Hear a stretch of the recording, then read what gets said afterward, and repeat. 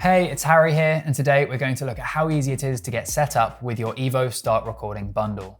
As the name suggests, this bundle gives you everything you need to start recording, whatever your creative project may be.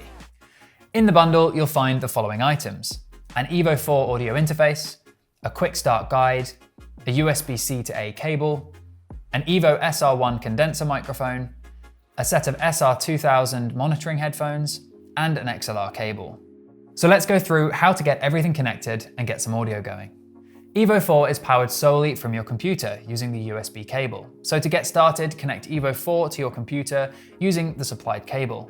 If you have rounded USB-C ports, then you'll need to use a USB-C to C cable. EVO 4 will work on both Mac and Windows computers. If you're using a Mac, then EVO 4 will start working straight away. Simply open up your system preferences, go to Sound, and then select EVO 4 as your input and output device.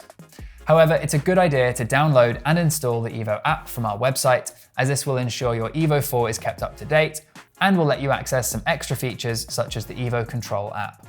If you're on Windows, you just need to install the driver before EVO 4 can be used. Once you've downloaded the driver, simply follow the steps in the installer to finish the installation. Once installed, you can then open the Windows Settings app, go to Sound, and select EVO 4 as your input and output device. On older versions of Windows, this can be done from the Sound menu in the control panel. If you plan on using EVO 4 with an iOS device, then please check out our iOS setup video. So now you have your EVO 4 connected, it's time to get some audio going. So place the SR1 microphone into its shock mount by unscrewing the cap underneath, fitting the mic into the mount, and then screwing the cap back on to hold it in place. The shock mount helps to prevent unwanted noise caused by movement. Next, plug the SR1 microphone into EVO 4 using one of the XLR inputs on the back, with the XLR cable provided. If you're wanting to record an instrument as well using your instrument input on the front, that will come in on input 1, so you'll need to use input 2 for the microphone. The SR1 is a condenser microphone, which means it needs phantom power to work. To activate this, simply press the channel you have it plugged into and then press the 48-volt button. The button will illuminate red to show that phantom power is active.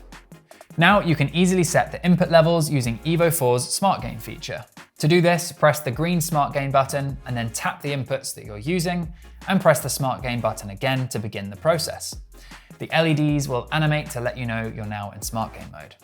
Now start speaking or singing into your mic or playing your instrument, and EVO 4 will analyze your performance and set the gain levels perfectly for you. Once you see the Smart Gain button light up green, then you're good to go. You can fine-tune your levels manually if you'd like by pressing one of the input buttons and then turning the main knob, so you don't have to use Smart Gain if you don't want to. Now open up your audio software. In most software, you'll need to set EVO 4 as your input and output device, which is typically done in the Preferences menu of the software.